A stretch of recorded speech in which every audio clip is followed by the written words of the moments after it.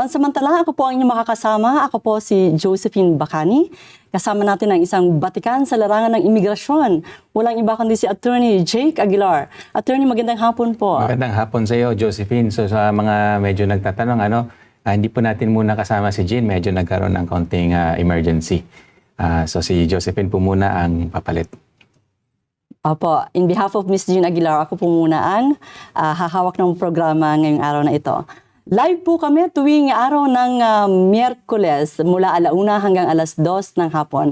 Ang isang oras na yan ay magbabahagi kami ng mga impormasyon, tips at iba pa regarding immigration. Ano po? So sisimulan po natin, isa po itong usaping pinag-uusapan ng karamihan dahil po itong mga PGWP holders, yung mga postgraduate workers permit holders, ay ano-ano po ba, Sir Jake, ang dapat malaman nila regarding Yan that po. So medyo very common topic po yan. Base na rin po sa aming experience na marami pong mga kliyente nagre-reach out po sa amin nga.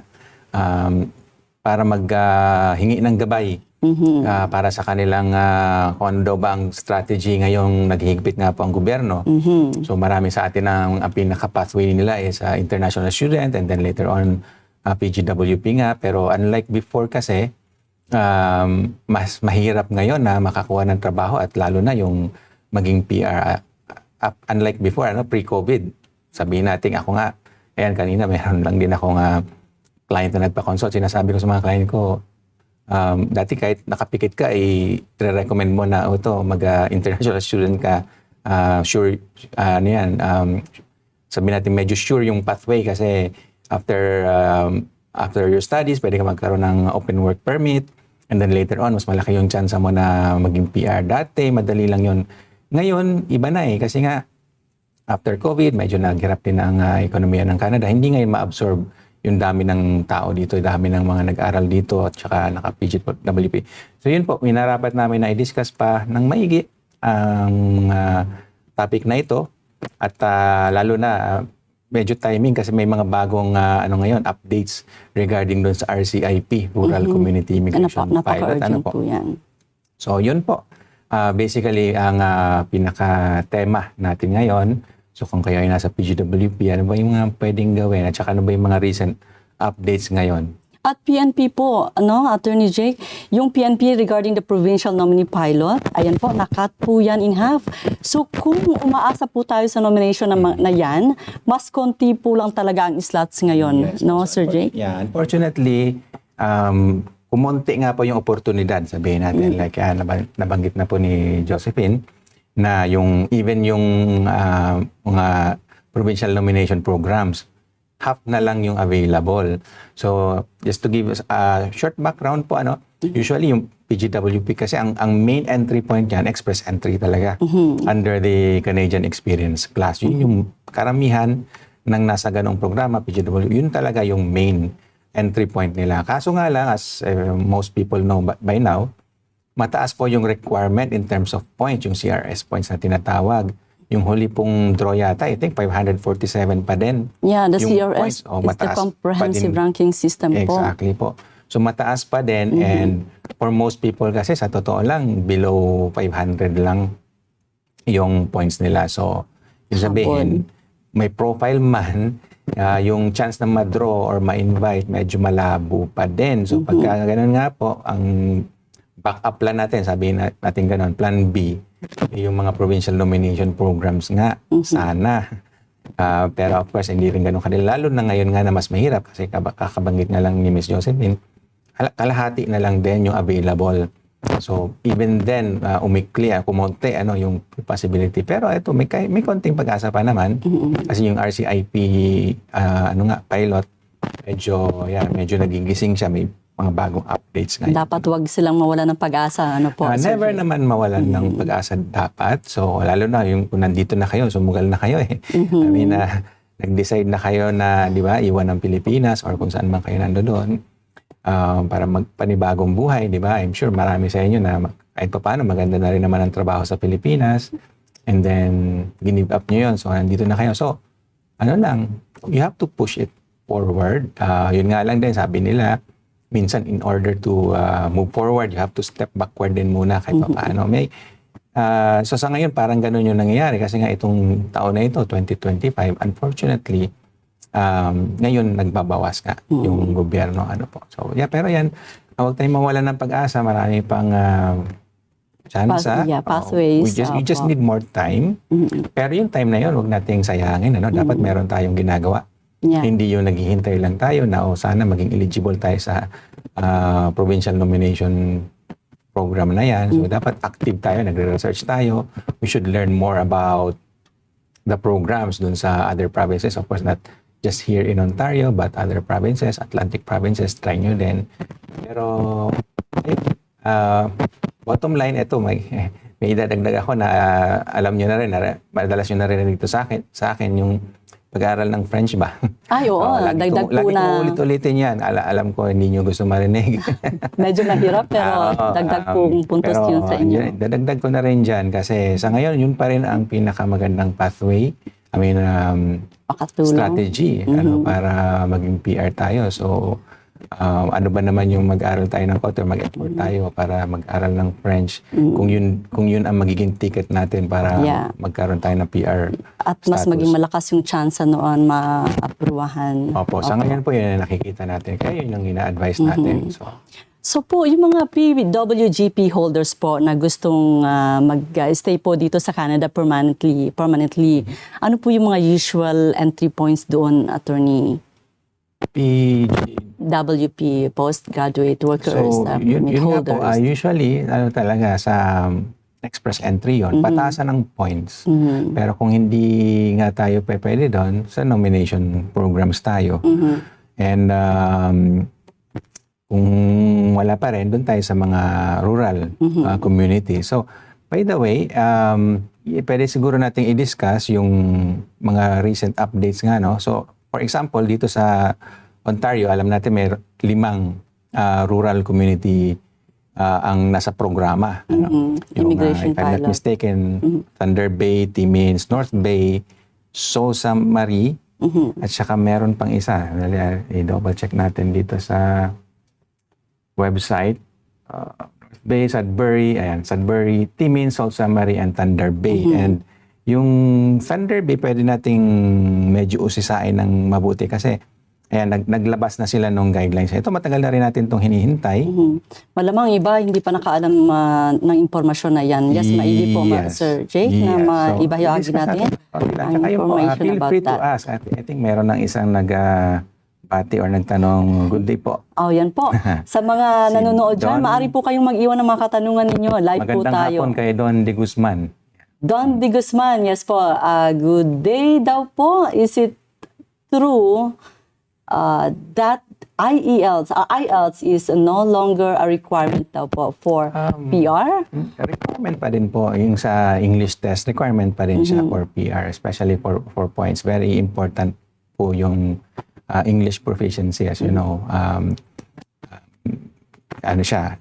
Official language siya, di ba, ng Canada. So it's very important na mapatunayan natin yung proficiency natin sa English language. At saka yun nga, nabanggit ko kanina, French. But of course, tayo mga Pilipino, first language natin yung English. So yun, you definitely have to show your proficiency. So IELTS po, kailangan pa din. Apo. Yan, Sir Don de Guzman, maraming salamat sa inyong question. Ito pa po, meron tayong online question pa rin mula kay Jennifer Bagisa Abel. Which is better to take po, Attorney? IELTS or CELPIP? Or is there any difference about this? Para sa akin, there shouldn't be any difference kasi naman yan parehong language parehong may standard naman siya. Although magkaiba yung sabihin nating pinaka-framework niya. For example, ang pagkakalam ko, IELTS hanggang maximum is 9. Yes po. And pag CELPIP is 12. Pero basically, it should be the same. Sabihin natin comparable. Kaya nga din na yung dalawa ay ina-allow ng Canada to be used as a benchmark. Kasi somehow comparable siya. So, ako naman personally, IELTS lang yung na-take ko. So, I haven't tried the CELPIP, pero may nagsasabi, mas madali daw. Pero kasi nga, mas iba yung range niya. Like from 1 to 12 siya. So, definitely mas mataas yung points na makukuha mo. Yes, and it's better if they get higher points from that. Of course. The bigger the chances they can have that score. The higher points and the better chances that you have. Opo. Yan po. Miss Jan, sana po nasagot po namin yung katanungan. Ayan. Shout out lang po kay Nins ba? Nuesca Almuete. Salamat po sa panunood. Salamat sa pagbati din po. At ito po, attorney, pag-usapan din po natin ang Provincial Nominee Program. Ano Sige po? po. Ito po yung usual na nagiging plan B ng marami. Right. Pero ano po ba yung mga major changes this year regarding the PNP program po? So sa ang major changes, yung nabanggit natin na nagbawas sila. So like 50% na nga lang yung available sila. At saka yun din, heads up din po sa mga nagbabalak or gusto mag-create ng profile sa mga provincial nomination. So ano din siya, competition pa din siya. So even if mag-qualify nga po kayo, is maghihintay pa rin kayo na ma-nominate kayo or ma-invite kayo noong province na yon. So hindi rin nga guarantee na magiging PR tayo even if merong programa na sabihin natin eligible tayo. Kasi yun nga lang sa maging eligible tayo, mahirap na. Kasi for example, sa Ontario may mga in-demand stream, di ba? So dapat nandun kayo sa listahan na yon. Kailangan i-meet. Yung trabaho nyo, kailangan na-meet nyo yung requirements. But even then, wala nang guarantee kasi competition pa rin. Pataasan pa rin ng points. At saka another thing, yung in-demand na listahan nagbabago-bago yun every now and then. Okay. So, kaya nga check po, mo lagi. Yeah, yung update na ngayon, talagang sumikip po talaga ang number ng cut-off nila. Kaya naman, sikapin lang po natin na maitaas yung ating mga scores. So kaya, dito lang po kami. Parang yun nga, magbigay ng gabay. At saka, hindi lang yun. I mean, to cheer you up somehow. Kasi alam namin yung pinagdadaanan niyo. So, struggles nila. We would like to give you some inspiration and then some, if you can share some of our experience, saka experience ng mga taong naoobserbahan namin. So, ano lang, you just need to work on it and then make your time your ally nga. So, again, kaya ako nasabi, sometimes you have to step back kasi you would need more time. And especially nga yun sa friends na nabanggit ko sa inyo kasi it will definitely... makakatulong po talaga yun. Makakatulong yun pero I know, it will take time. So, sa mga medyo nagmamadali dyan, well... Take your time. I'm sorry, pero hindi natin pwedeng madaliin yung mga ganyang bagay eh. It takes a process. It takes process and pero, patience. Yeah, pero ano naman din, as we all know na rin naman by now, yung PR status, very valuable yun, di ba? Napag-usapan na natin yun many times kung ano yung mga benefits ng pagiging PR. Isa na din doon is after 3 years, magiging citizen ka na, di ba? So, parang nakalock-in ka na doon. So, yung value nun, I would say it's very much worth it sa kung ano mang sacrifice ang kinakailangan niyong gawin. Nag-sacrifice na rin lang kayo in the first place, di ba? Especially nung pumunta kayo dito, di ba? Nakipagsapalaran na rin lang naman kayo. So ano pa yung like dagdagan mo pa? Ituloy na lang. Double down, sabi nila. Anyways, in the long run, you'll get that star para sa buhay po natin. May mga different struggles ang bawat Pilipino. For sure. Iba-ibang tao, iba-ibang kwento. Pero ang isang common doon, lahat tayo mayroong struggle. Almost everyone, I can say. At pangarap. Lahat ng tao may pangarap. Pero yun lang po. Kapit lang. Kapit lang talaga. Ito po, may mga tanong po tayong nalikom noong mga nakaraang live natin, ano? Titinan po lang natin. Ito, attorney, ang tanong daw ay, nag-work ako sa Ontario for over a year. May PGWP pa ako. Bakit walang OINP draw hanggang ngayon? Ayun nga po. So isa na yan sa epekto nga ng pagbabawas. So kasi din yung central government ng Canada, yung tinatawag nating federal government, nag-announce na nga rin siya last year pa na talagang plano nilang magbawas talaga ng dami ng permanent residents na ipaprocess nila. From 500,000 to around 395,000. Oh, wow. So that's about 1 out of 5. 20% ang binawas nila. So affected din dyan, definitely, yung pagbabawas sa mga slots na mga provincial nomination. So in-inform na nga din yung mga respective provinces na magbabawas ang federal government. So yung mga provinces nag-adjust na din sila. So yun nga din, kaya medyo bawas din yung mga ini-invite ng mga provinces for the nomination programs. So yun po talaga ang epekto. So, Malaking impact normal yan. po na hindi tayo ma-invite or wala pang invitation yung mga provinces sa ngayon. Ito pa, Attorney, isang tanong pa, pwede ba daw akong lumipat ng province kung mas active pa ang PNP nila? Definitely, I would encourage you to move if you have to. So yun po, yung mga hindi pa nakakonsider yon, consider nyo na, consider nyo lahat. Don't, wag natin pong ipawalang bahala yung mga ganon. So, if meron kayo nakikita mga opportunities sa probinsya, sa labas nung kung saan man kayo naroon ngayon, i-consider nyo po yun. So, explore everything kasi nga, gipitan ba? Maraming nga Kapit sa napapawi po patalim. ngayon. Sa totoo lang, marami na kaming na-advisean din na medyo kailangan muna siguro umuwi. At lalo na rin sa mga yung hindi rin makakuha ng trabaho or extension ng kanilang permits. Alam naman natin magastos dito sa Canada, ano? So, maybe you may need to leave at least for now. Palipasin natin yung masamang weather. Sabi nga nila. So, yun po. May impact po ba, Attorney, itong mga healthcare roles sa job? Definitely meron. So, yung healthcare, traditionally, alam naman natin na in-demand yung mga yon. Yeah. So, kung nandun po kayo sa linya na yan, stay lang din po kayo. Kasi ang prediction at least is magkakaroon lang ng opening dyan. So, yung problema kasi is not, it's not about the applicants themselves. For sure, meron silang pwedeng i-contribute sa Canada. It's just that si Canada, hindi pa siya healthy talaga. So, kakagaling lang nga natin sa sabihin nating sakit nung COVID, So, medyo ngayon pa lang sana tayo nga nakakabangon. Ang problema naman may panibagong issue na naman sa tariff kay Trump. Pero hindi pa natin sure kung saan yun papunta. Kaya antabayanan lang po natin yung mga developments doon. Pero malaki po ang epekto nun sa sitwasyon natin bilang temporary resident.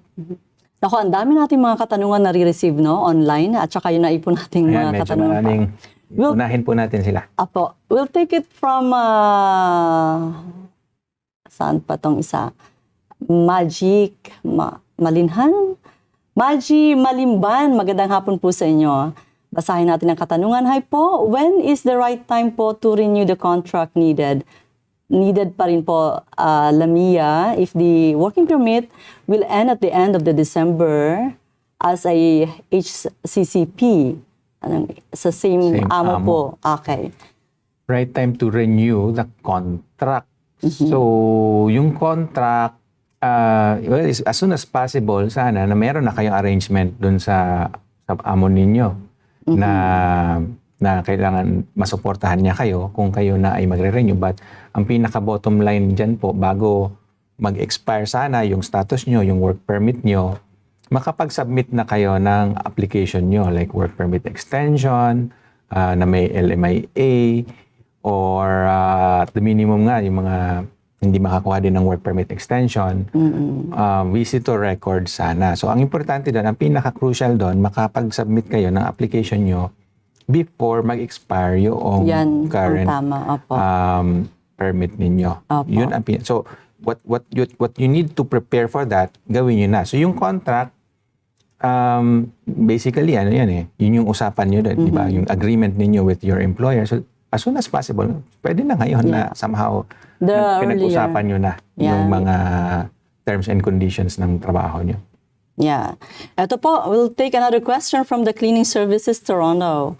What are the eligibility requirements and application process for ERCIP program in Canada, and how does it differ from other immigration very pathways? Good question. Salamat po kay Salamat Cleaning sa Services. Cleaning Services Parang advertisement Toronto. pa yan.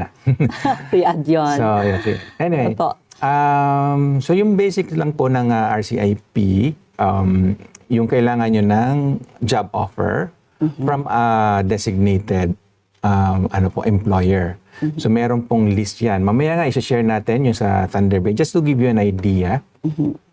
So ano po yan, kailangan yung employer nyo naka-register siya somehow dun sa program.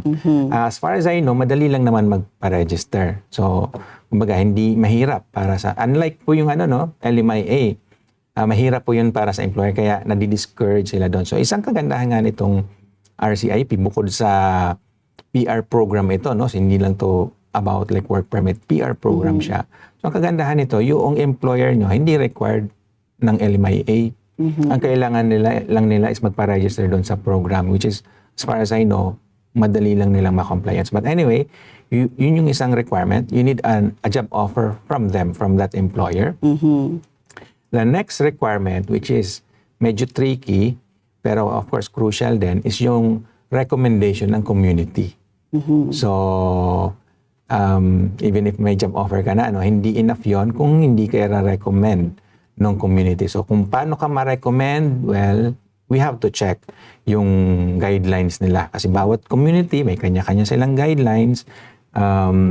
Check nyo yung mga website nila. Nasa Government of Canada website na po yung mga link dun sa mga particular wala pala akong internet.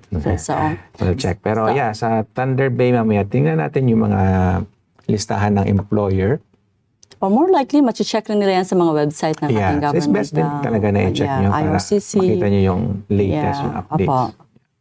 Okay.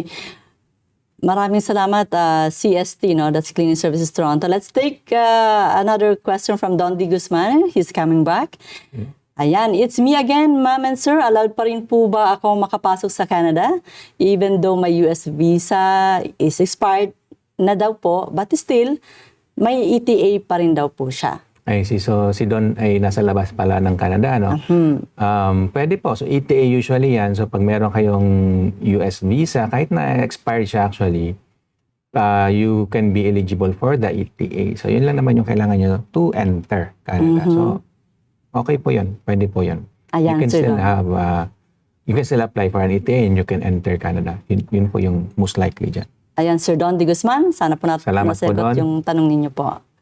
Can we take this question, attorney, yung pong nasa online natin para mabigyan po. liwanag na rin po yung Sige mga po. katanungan nila? Sige po. So, sobrang dami ng tanong, ano? Nag-graduate ako sa British Columbia in 2024. Pasok ba daw po siya sa International Postgraduate Stream? IPG Stream? Pero sa BC siya nag-graduate nung pang 2024. So, generally, pwede pa naman po. Although nagkaroon nga po ng mga changes lang, pero generally, pwede pa rin po siya na makakuha ng postgrad work permit. Okay, apo. At ang pangalawang katanungan, from the past live natin, may work na daw ako. May work na ako sa BC, pero hindi ako healthcare. May chance pa ba daw siya? Chance na maging PR? Apo. So, lahat naman po may chance. Lahat may chance. Kahit hindi siya healthcare. Kahit hindi healthcare. Sabihin lang natin siguro, mas may chance yung healthcare kasi nga in demand siya. Pero kahit na wala kayo dun sa healthcare program, if you do things right nga, pwede pa din. So, hindi po tayo nawawala ng chance. Lagi pong meron. Okay. And Miss Let's proceed to Jess R. Santos question from our live attorney. Ito po. Hello, question po. Pwede po ba mag-exit sa US to get permit sa Canada Outland po kasi nag-apply pero nasa Canada po? Thank you. Yeah, so pwede po. Marami pong gumagawa nun. So kung may US visa naman kayo, pwede. So yan po yung pinakamalapit po kasi sa atin sa Canada. Kumbaga napaka-convenient, pero syempre nga, kailangan nyo ng US visa. So, kung may US visa naman kayo at meron kayong matutuluyan doon sa Canada, pwede po, magandang idea yon actually. Kaysa naman sa, for example, babalik pa kayo ng Pilipinas, medyo malayo yon, mahal ang pamasahe. So, if you can exit sa US in the meantime, then maganda pong idea yon. You can do that. Maaari ba natin balikan, attorney, regarding sa international postgraduate information about that? Yeah, kung maibigyan natin sila ng kaunting liwanag, ano pa bang impormasyon dapat malaman nila ukol po sa IPG na iyan? I'm not sure what, hindi ko alam kung sa specific ba ito sa British Columbia or... General Canada stream po. IPG, International Postgraduate Stream. Yeah, I think ano siya, particular siya sa provincial nomination ng British Columbia. Okay. We have to check kung ano yung mga eligibility requirements under that. So, yeah, very specific na po kasi yan. We have to do research na. So, we have to dig deeper kasi yung mga details, to be honest, hindi naman namin kabisado yon kasi there's no sense na memorize kasi it changes often. So, you have to check the time that you need it. So kung sa tingin mo eligible ka sa isang programa, dun mo siya i-check at that specific time para ma-ensure na nami-meet mo yung qualification kasi nga it can always change. So I think itong program na ito very specific sa British Columbia. Kasi kung even if qualified ka, maaring magiging close rin yung stream na yan po, ano? So yan, yun yung alam natin, at least close open siya. Yeah. Ganun talaga ang nature ng mga provincial nomination programs kasi depende yon sa pangangailangan ng province at that specific time. So yung situation na yun, it can change. Yeah. Especially din pag napuno na nila, let's say, sabihin nila, in demand ito, kailangan namin ng mga tao para dito sa program na to or sa particular job na ito. Kung marami na nag-apply, napuno na, i-close na nila yon. And then they will open it again pag nagkaroon ulit ng demand. So, ganun po siya. So itong stream na to, no, yung immigration law natin dito ay very unpredictable din po. So yan po yung kailangan nating i-acknowledge or kailangan nating matanggap na ganun talaga ang nature ng immigration. Yeah. Pabago-bago, minsan walang biglaan, walang masyadong notice. Normal yon. So we have to anticipate that. Kaya nga din po, we always suggest na dapat may plan B kayo at saka hindi lang plan B, plan C. Somehow na i-consider nyo lahat ng possibilities para somehow maging flexible kayo. So, yun lang po. Ako din pa siguro from my own experience. Dati rin kasi sabihin natin nung mas bata-bata pa ako, I'm a plan A type. Wala akong plan B. Wala akong plan C. Kung ano lang talaga. Kung ano lang yung mukhang okay at that time. Yun na yun. Pero it's a good idea rin pala na meron kang plan B or plan C para... Dapat strategic, no? Strategic at saka flexible na Yes. po. So, kaya nga ako, ang sa ngayon, natuto na ako sa mga ganon. Ayoko na ng ganon eh. So, para bang... Kaya ngayon, parang kailangan yung yung strategy mo, somehow, it can take into consideration mga ganitong changes na nangyayari ngayon na bigla na lang all of a sudden mahirap magkaroon ng PR even if ang laki na ng ginastos mo. For example, international student, nag-aaral ka 2 years, di ba? Tapos nagtrabaho ka na and all. Ang laki na ng parang investment mo sa Canada and then wala pa din. So somehow nga, kahit pa paano, kung hindi naman sa naninisi tayo or whatever, pero kung may plano ka nun, backup plan, di ba? Yung French, which has always been there, the French language, yung advantages ng pag-aaral lang, it has always been there. 20 years ago nandiyan na yan. Hanggang ngayon, mas mas relevant siya ngayon. Pero if somehow, di ba, nakapagplano ka and kahit paano naaral-aral mo yung French noon, medyo hindi ka nagahol eh. I mean, konti na lang. Then pag nakuha mo yung certification ng, let's say, B2 level sa French, intermediate level, then pwedeng-pwede ka doon sa French category. Diba? So, ayun lang naman. Yeah. Attorney, ano ba yung masasabi mo sa ating, or advice niyo po sa ating mga clients na PGWP holder pero mag-expire na po para naman hindi sila maiiwang hopeless? Ano po? So, pinaka-basic, reminder na lang po dun sa mga hindi pa nakapanood ng mga previous programs namin na just always maintain your status. If hindi natin kung yung lahat ng yung plan A, plan B natin hindi nag-work out, minimum is i-maintain natin yung status natin, apply tayo ng visitor record. Somehow, you still have a good chance na ma-approve yun. Of course, hindi guarantee. Wala pong guarantee. Pagdating sa immigration, no lawyer, no immigration consultant can ever guarantee success or approval. Pero at least, kung first time yung mag-apply ng extension, you have a better chance than most people. Ngayon po, nakakakita na rin tayo ng mga nare-refuse din, even sa mga visitor record. Visitor record na nga lang, nare-refuse pa.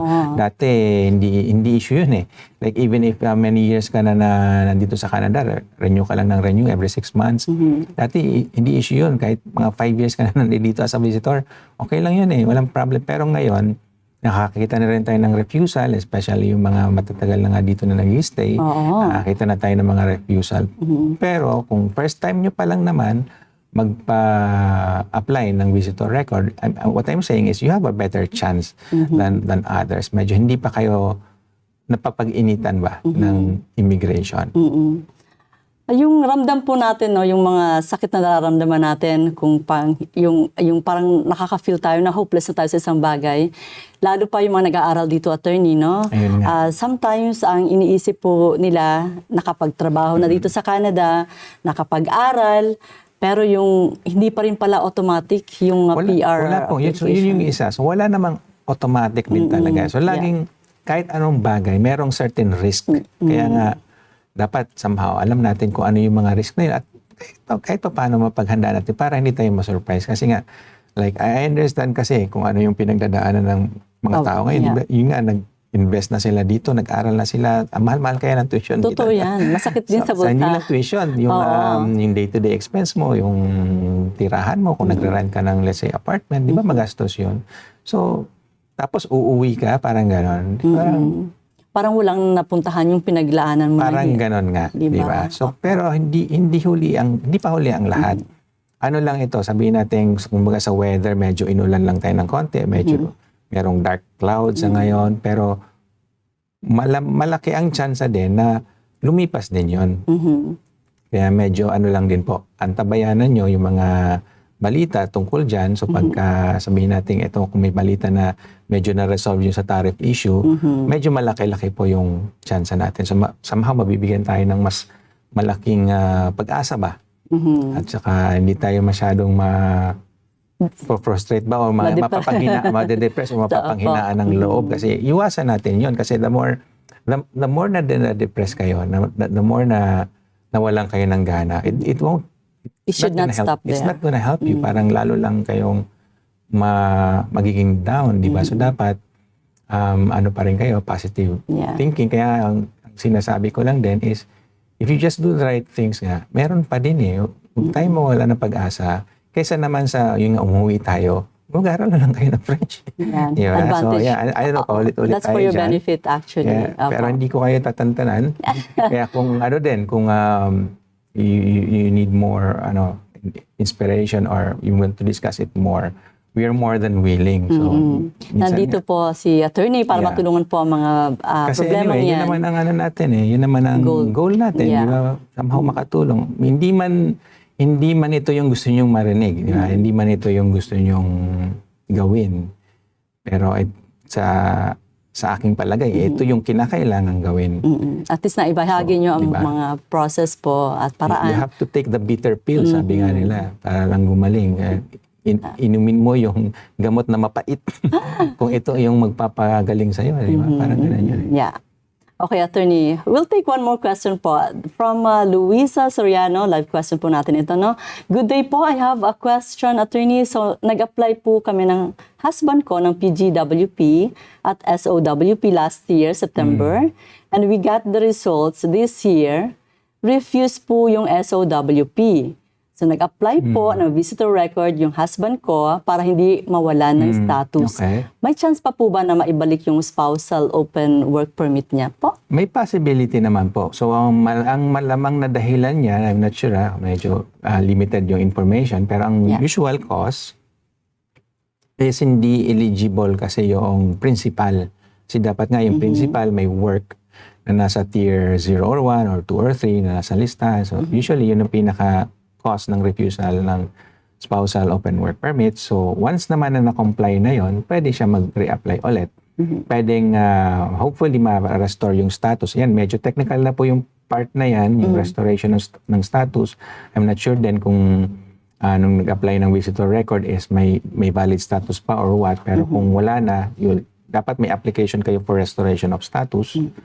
Otherwise, mare-refuse na naman yon. So, medyo technical na po yung area na yan. Pero yung basic question lang na pwede pa ba yung spousal? Yes, in the future, pwede pa din naman Ayan, Ma'am Luisa. pag nag-qualify siya. Yeah. Sana po nasagot po ang tanong niyo po. Salamat po ha. Salamat, Luisa. Ito po, may nagtatanong sa atin. Isa pa po, wala akong express entry profile kasi akala ko hindi ko pa kailangan. Okay. Paano ba yan, attorney? Isang ano po yan, a suggestion ko sa inyo, na kung pwede na kayong gumawa ng profile, gawa na kayo. At least may profile kayo. May ready na. Parang ano lang yan, lottery ticket na sabihin man natin, Mag-pick ka doon. malabong manalo kayo. Kasi lottery, daming kalaban. Di ba? Pero at least may chance. Yeah, di ba? it's like luck. It's better than zero chance. Any chance is That's better true. than kahit sabihin mababa. Kasi po pwedeng ano pa rin. Although ngayon nga sabihin natin talaga mababa. So I'm not ayoko naman masyadong pataasin yung ano natin yung pag-asa natin. Pero better na may konting chance pero mababa nga rin talaga. Pero yung pag may ano ka kasi profile ka sa express entry, kahit pa paano, yun nga, pag may nagustuhan ka ng isang province ballots, especially Ontario, tumitingin sila doon sa mga profile na yan. At kung meron doon na sa tingin nila is makakatulong sa like province of Ontario, pwede ka nilang i-invite. Just like that. May ganun pwede naman yun. Allowed kasi sila, allowed ang province na mag-nominate nga. So yung whatever their policy or rules or whatever, nasa sa kanila yun. Binibigyan sila ng laya. Opo. So yun. So yung chance po kapag ka may express entry profile po kayo, Yeah. at least hindi zero, di ba? At least hindi zero. Oo. Ito lang din. Kanina may nagpa-consult na sa akin. Ito rin yung sinabi ko. Pero kung natatandaan nyo, during COVID era, di ba? Medyo, siyempre, exceptional na circumstances yun. Pero dati, 75 lang na points. Imagine that, 75 points. That's small, yeah. Ano ka na, na-invite ka na. Pero dapat may profile ka, di ba? Kasi kung wala kang profile, di paano ka? Kahit yung 75 points, wala ka. Ka. Di ba? So, it's yun good to lang. have one. We'll never know din kasi. Yes. So, it's better na meron ka kaysa wala. Di ba? Ito naman, attorney, na-mention niyo po about the TER. Paki-elaborate lang po sa ating mga tagapakinig. tier po, TER. TER. Yeah, so ano lang naman siya, system lang siya para malaman kung ano bang level yung isang trabaho. So yung tier 0 usually mga managerial yun, yung mga higher level positions, and as the number goes up, mas kumukonti or lumiliit yung sabihin nating requirements in terms of education tsaka experience. So yun po. So yung basically yung 0 nga ang pinakamataas and then yung 5 yung pinakamababa. Yung may tinatawag tayong national occupation National Occupation NOC. Classification. Yeah, So dyan yung ba yun? NOC code, 5 digits yun. Usually yung second digit, yun yung tier level. Okay. So tingnan nyo yung second digit ng NOC nyo, yun yung malamang. Para malaman nila kung saan sila belong. Ano? Yeah, tsaka kasi sa ano din, yung sa CEC, Canadian Experience Class for the Express Entry, hanggang tier 3 lang yung eligible doon. So yung work nyo dapat nasa tier 0 up to 3. So kung 4 or 5, medyo hindi na pwede yun. Attorney, kung ang CLB 6 lang ng IELTS ang nakuha niya, okay ba daw yun? Well, kung ma-improve nyo po, why not? So, ang suggestion ko po lagi dyan din, pagdating sa English or language, aim for the higher level. Sabihin natin merong low level, medium, at saka high. Doon tayo sa high. Huwag tayo mag-settle doon sa medium lang, sa intermediate lang. Kasi marami pong advantages kung nandun kayo sa nasa high proficiency. The higher the better. Definitely. Especially sa language. So, Yeah. malaking points po yun. Malaking bagay. Kasi nga, sa language, especially malaking bagay yun sa trabaho na nakakapag-communicate kayo na maayos. Siyempre, Canada is may sarili siyang parang culture tsaka in the way people speak or communicate. Iba din. So, Yeah. Lahat po naman ng pathway kailangan naman po ng English proficiency, right? Hindi lang natin yung, basta the higher the better. pero yun po, huwag nating tawag dito, maliitin yung language. Okay. So, minsan nga halos kapantay or mas importante pa siya doon sa mismong education. Yung tinapos mo ba sa school, sa college, gano'n. So, yung English, kahit yung inaral mo before sa college, hindi ganun kataas. Pero yung English mo, mataas ang level, ma-overcome niya yung ano Maaaring from that. yung deficiencies mo. Yeah, lalo na rin ngayon yung French, which is a language. Just by that alone, if you speak intermediate French, diba, that would be enough. That can be your ticket nga to become a permanent resident. O kahit intermediate French lang. Intermediate lang. So hindi kailangan high proficiency. Okay. Ito naman, balikan natin yung TEER po ha. May job offer ako, pero yung TEER4. Counted ba daw po yan sa express entry? Hindi po. So hindi siya kasi qualified dun sa CEC Okay. Sa Canadian Experience Class hanggang Tier 3 po dun. So kailangan one step higher po yung trabaho nyo. So, napaka-importante po lahat ng mga information na iyan po. No? Remember nyo lang po yan. Attorney, ito pa ha, kunin natin yung isang tanong ni Jane Regadio. Hello po, good day. If visitor visa holder po at nakahanap ng mag-i-sponsor, possible po ba na makakakuha ng work permit, attorney? Possible, yes. Pero unlikely for now. So, yun po yung sagot. So, possible naman, pwede kayong, as a visitor, pwede kayong magkaroon ng work kung mayroon nga ako, may offer nga sa inyo at may LMIA. So, yun yung trick. Yun yung challenge ngayon. Maraming employer ngayon ang hindi makapag-apply ng LMIA. At saka, one more thing pala po, as a visitor, kung gusto nyo i-convert yung status nyo from visitor to worker, kailangan nyo po mag-exit. So, lalabas kayo ng Canada po. Ano? So, yung kanina may nagtanong, kung pwede sa US yun, gano'n. Yeah. Kung meron kayong US visa, di doon muna kayo. At least mas malapit, doon muna kayo maghintay habang pinaprocess yung work permit ninyo. Nagpapa-shoutout pala, attorney, si Mike Kabski. Ayan, Attorney suki Jake, natin yan si Mike. Musta, Mike? Thank you so much na po, attorney, sa advice mula kay Maji Malimban Salamat at Don din po. Di Guzman. Salamat din po. Apo, isang tanong Salamat pa din po sa pagtanong. mula kay Sha Ine. Ayan, good day po, ma'am, sir.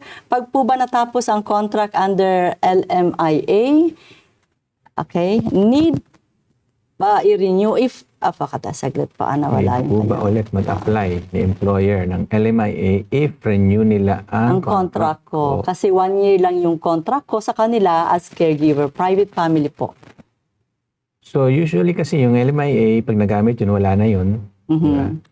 So, and then kung magre-renew kayo, kailangan ulit nga po ng panibagong LMIA. So apply po ulit sila. Pero yun, again, yung challenge ngayon, which is most of you already know, sa low wage especially, hindi pina-process pa yung LMIA kung low wage yung offer.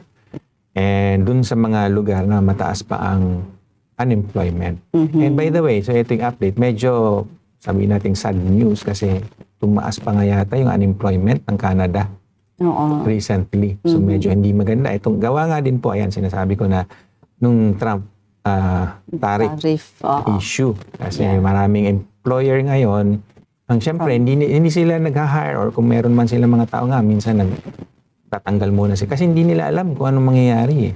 Totoo. So kung magiging full-blown daw kasi nga yung tinatawag na trade war, devastating yung effect noon, sabihin na natin ganun. Sabi nga nila, sabi ng mga analyst, sabi ng mga economist, hindi tayo nananakot, pero mas worse pa nga daw yung effect noon sa COVID. So kung naalala nyo yung effect ng COVID noon na medyo talagang sabihin natin taghirap tayo kasi hindi tayo makalabas walang trabaho, di ba? Walang production. Sabi nila yung tariff na issue ngayon, yung effect noon, it can be worse than that. So yun lang din po, paghandaan natin yun somehow. Sana nga hindi po mangyari. Lahat tayo dito umaasa sana na hindi nga po mangyari yun. Pero at the same time, we have to be prepared for that eventuality. So anyway, kaya nga yung mga employers din ngayon, yun ang paghanda na ginagawa nila. Ayaw nila mag-invest, ayaw nila mag-desisyon, ayaw nila mag-hire kasi nga hindi nila alam kung later on kailangan nilang magtipid nung cash nila kasi Totoo. mahirap ang sitwasyon. Hindi lang po talaga sa mga ordinaryong tao apektado itong tariff issue na ito, no? Malaking impact po talaga ito, pati na rin sa ekonomiya, attorney. Sobrang laki po. At least yun ang sinasabi ng mga ekonomista sa ngayon. Yun nga lang yung uncertainty na tinatawag. Kahit nga hindi pa siya full-blown kasi somehow na may negotiation pa naman. We were trying to resolve it. May mga discussion pa rin naman. Pero that the uncertainty alone na hindi natin alam kung ano, that is enough to drag the economy down. In fact, ang unang prediction is magkakaroon ng recession, meaning negative yung growth. Ibig sabihin, imbis na umusad tayo, paurong yung naging progreso ng Canada. Ito na nga sana yung, hopefully, yung taon, kung wala lang yung tariff issue, ito na sana yung taon na talagang nakabawi-bawi na tayo sa epekto ng COVID sana. Pero yun nga, with that uncertainty, possible nga na maging negative yung growth ng Canada. Pero may chance pa din naman, at least, kasi may layo-layo pa naman yung end of the year. May chance pa rin na kahit papaano, hindi negative, pero flat, sabi nila, flat. Walang progreso. Hindi tayo mag-grow this year. So, yun na yung parang pinakamagandang result, yung at least hindi tayo nag-negative growth. So, dapat masaya na tayo sa kahit paano sa ganong result for this year. Opo, ayan, nakarating na po tayo sa mga tariff issue, Yes po. Balikan natin, Attorney. Marami pa yata tanong. Yeah, marami pa tayong tanong. Balikan natin po yung mga kaibigan natin manonood, nasa online. Si Donnie Calderon, ang tanong niya, for BC, PNP, meron po bang direct pathway for maintenance technician? Working po siya sa hotel and residential very specific na po condo. siya Pasensya na po, pero I think you need to do your own research pagdating dyan. You have to check po yung website po ng British Columbia pagdating sa nomination nila. Po. So, Sir Donnie Calderon, self-research po tayo, no? Sir Donnie, masalamat po sa inyong mga tanong. Okay. From Hannah naman, Rosero. Good afternoon po, Ma'am and Sir. My question po ako, do I need Canadian work experience to apply for our CIP po? Okay. Magandang tanong yun, Salamat, Miss Hannah. So, Canadian work experience. Anyway, so pwede natin itong i-discuss yung nabanggit nga din natin kanina, yung tungkol sa Thunder Bay. So, eto po, meron tayong i-share. I'm not sure kung i-share natin ito. So, meron tayong table para lang to get some idea kung ano yung mga trabaho or work experience nyo na magko-qualify if you are given a job offer. So, dito sa table na ito, as we can see, dun sa, kung ang job offer nyo is tier 0 or 1, dapat meron kayong experience sa tier 0, 1, 2, or 3. So, yun na naman po yan. Then, so, dun sa lower tiers, like tier 2, dapat yung experience nyo is nasa tier 1, 2, 3, or 4. So, ito yung table na pwede nyong sundin. Meron pa itong second page. Yeah, exception sa healthcare. So, mas particular siya sa healthcare workers. If your work experience is in NOC 31301, registered nurses and registered psychiatric nurses, tier 1, you can have a job offer in one of the following occupation categories. Yan. So, NOC 33102 na tier 3, nurse aides, orderlies, and patient services, at saka NOC 44101 na tier 4, home support worker, caregivers, and related occupations. So, ito po yung mga technical requirements pagdating doon sa mga job offer naman po. At makakatulong po talaga yan. Itong table na ito, kung saan itatry nilang imimit, Attorney. Yes po. So, ito yung occupations ngayon sa Thunder Bay na nabanggit natin kanina. Ayan, nakikita niyo po sa screen. Yeah. Wrong spelling lang po yata. Nakulangan ng N. Sa Thunder Bay. Thunder Bay po yan. So, ito yung mga listahan ng pwede nyong applyan doon sa Thunder Bay. So, kung nasa ganitong occupation kayo, and if you're interested sa Thunder Bay, makipag-connect po kayo sa mga employers doon sa Thunder Bay. Hindi na natin ito isa-isahin, medyo madami po siya, pero ayan, tingnan nyo lang po. At saka anyway, nasa website naman din po yan. At saka ito yung second page niyan. Ayan, so may andyan din po yung mga nurses, Opo. So, meron din tayo, I think, teka lang, meron tayong listahan ng, if I'm not mistaken, yung listahan ng employees Nakikita naman lahat ng ito sa employer, website. sorry. Name ng employees at saka yung mga So, available occupation. ano lang naman ito. So, nagbibigay lang tayo ng example sa Thunder Bay. Pero, yun nga, yung ibang rural communities, meron din silang sariling list. So, kanya-kanya po silang listahan. Anyway po, ito yung listahan na nakita namin doon sa Thunder Bay. Listahan ng mga employer. So, pwede kayong yun, mag-reach out sa kanila and magtanong kung ano yung mga requirements nila. So, ang kailangan nyo, yung job offer from them. Okay, at kung meron dito kung meron kayong kakilala sa Thunder Bay na company na somehow willing na bigyan kayo ng job offer, pero somehow wala sila sa list, kailangan lang nila magpa-designate. So, yun lang naman. Madali lang yun as far as I know for them to become a designated employer. Pero yun. Ito, attorney, parati po natin naririnig, or mga tanong ng ating mga kababayan, kahit ano bang trabaho, basta ba may 1 year experience, pwede po daw yun sa application ng kanilang PR? So, depende. Very important po kasi yung kung anong trabaho. So, hindi pwedeng kahit anong trabaho lang. Okay. So, as you know, yun nga, mayroong mga listahan ng mga in-demand. Yeah. So, syempre, kung ano yung kailangan ng Canada, anong kailangan noong province, or anong kailangan ng rural community, well, we have to fit ourselves there. That's true. So, para mas malaki po yung chance natin. So, sometimes you may have to consider changing your,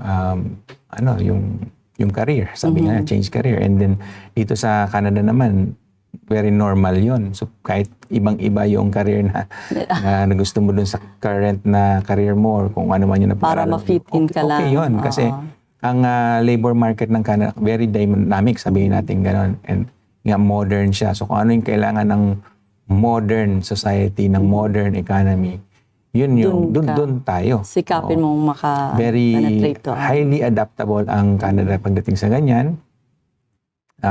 Sabihin natin nga na siguro in contrast siguro sa atin sa Pilipinas, medyo we usually stick kasi sa kung ano yung meron tayo or kung ano yung kasanayan natin, medyo sabihin natin it's inflexible. Yeah. Importante, mahalaga. Pero mahalagang mag-blend po tayo saan po yung need or kailangan ng country ito. So yung Canada, more on, ganun siya progressive ba? So kung ano yung kailangan ngayon, kalimutan mo na yung nakaraan. Yes, para makapag-move on ka. Itapon mo na yun, especially if it slows you down. Yeah. Kung kailangan mo palit ng okupasyon, dun ka. So kahit nga napaka-technical ang inaral mo noon, kung hindi naman na yun kailangan ngayon, especially nga ngayon in the age of AI, yan pa. I know, isa pa yan sa talagang pagbabago. Sa isang bagay na nagkakos ng uncertainty, highly disruptive daw po nga kasi yung AI. So I'm pretty sure most of us are familiar with that term already, And ngayon medyo sabihin natin nag-start pa lang siya, pero yung potential niya kasi napakalaki din. So bagamat overall sabi nila maganda ang idudulot dito sa atin, but in the meantime kasi magkakos din siya ng disruption. So yung disruption na yun ang kailangan din nating paghandaan. Kaya nga marami rin ang natatakot na mawalan ng trabaho because of AI nga, because of automation. Kasi yung dating ginagawa ng tao, ngayon, kaya nang gawin. Robot na lang So, napapabilis ang trabaho, tulong ng AI na ito, artificial intelligence. Pero naman, marami ring maaapektuhan for sure. Kasi ipapalitan ng AI yung mga in the meantime, tao. Yun yung problem. Yung in the meantime na yun, as we learn more about AI, as we take advantage of it, at syempre meron din mga lumalabas na mga hindi natin din alam na mga negative effects. Kasi meron din tinatawag ng mga malactors. Kumbaga, i-take advantage nila yung AI for their own good, pero hindi nakakabuti sa marami. Ang isang magandang example yan, yung mga fake news na nga lang. Diba? Nagawa ng AI kaya nilang gawin. Mukhang totoo, akala mo totoo. Marami na pong lumalabas yan. Marami na nakakapeke na akala mo totoong-totoo yung yung balita visual na yun. Niya. Pero yung pala AI generated lang din siya. But anyway, marami rin pong potential na hindi maganda. Kaya nga rin, kailangan nating pag-aralan din mabuti yung epekto ng AI. Yeah. But anyway, ang bottom line doon is it will also cause disruption. So that's one more thing na nakakapagdagdag sa mga uncertainties nga sa panahon natin sa ngayon. Iisipin mo bang ang tao ay papalitan ng magtatrabaho ng mga AI na to, mga robots na to? Yeah, baka po in the future, mga yung nakikita nyo sa TV, AI na lang. So, hindi nyo alam, AI na po pala kami. Kalain mo yan. Ito, may tanong pa tayong nakapila sa ating marami pa pong live. tanong. Sana nasagot natin patuloy lahat. nyo lang pong papasok yung mga question nyo na po. Sige po, sagutin po natin sana. Unahin natin ang tanong mula kay Katrina Maulyon. Magandang hapon sa iyo, Miss Katrina. Asking po for a friend, his PGWP is expiring in 2 months and wala pa din pong PR pathway. Wala pa po siyang makita na employer na may LAMIA or LMIA. Ano po ang mga options niya, attorney? Options po, umuwi muna ha. Didiretsuhin ko na. Ayoko man sabihin, pero that's an option. That's an option. Consider that option kasi nga, especially yung namamahalan sa gastos dito at walang support na, halimbawa, wala naman kayong kamag-anak dito or kaibigan na pwede magpatira sa inyo or kumukup sa inyo, di ba? Sarili nyong gastos. Well, maybe consider nyo na umuwi muna. Makakabalik pa naman kayo in better times. The other option is apply muna ng visitor record. Hindi nga lang tayo makapag-work, pero at least if you want to stay here for a while, mamasyal ka muna. So, palipasin mo nga yung muna, pangit na panahon at enjoy ka na muna, relax kung kaya mong gawin yon. At may panahon pa para makapag-ipon pag nakauwi ka. So, again, magastos din eh. Bottom line nga is eventually, with the right actions from your end, you will become a permanent resident at some point. Hindi lang natin siya pwedeng madaliin eh. Kasi syempre, yung weather, hindi man natin control yun eh. Yeah. Di ba? Wala naman pwedeng mabilis lang. Hindi pwedeng exactly. gano'n. So, dapat we have to go through the process. Wala kang ibang pwedeng gawin kung hindi palipasan yung panahon. So, eto pa. Maraming salamat pala, Ma'am Katrina Maulyon, ha? Salamat, Katrina. Yan, meron pa bang iba? Parang meron yata tayo na-skip. Si Miss Hannah Rosero, bumabalik ulit. Ang tanong niya, can I bring my family with me through the RCIP program? Yeah, kasi permanent resident naman yung program na yon. So, permanent resident program yon. And sa permanent resident, buong family po talaga yon. So, eventually, ma-evaluate, makukuha ang buong pamilya. So, it's a family application. Pag permanent resident po kasi, family talaga. Wala tayong kawala doon. So, it is, pasok. It is the way it is. Apo. So, pasok ang family sponsor application. Another one, attorney, what if call center agent ako or cashier? These are usually tier 4 jobs po. Hindi ba? So, aim for tier 4 jobs. Or food attendant. Yeah. So, aim for at least tier 3 po. Okay. Yun po ang sabihin nating mas hinahanap ng Canada, yung higher level. Kasi in terms of education tsaka workforce, gusto ng Canada na yung high level of education, highly skilled, di ba? Yun ang mas prefer ng Canada. So, we should aim for that. Pag naging PR na po tayo, yan, pwede kung gusto nyo bumaba sa mga ganong level. Tier 4 or Tier 5, pwede na. Pero for now po, as we aspire for the PR, ang target po natin dapat is 3 or higher. Okay. So, is job choice a key? How about po yung location? Both. Pareho, definitely. Kasi nga, depende sa location yung demand.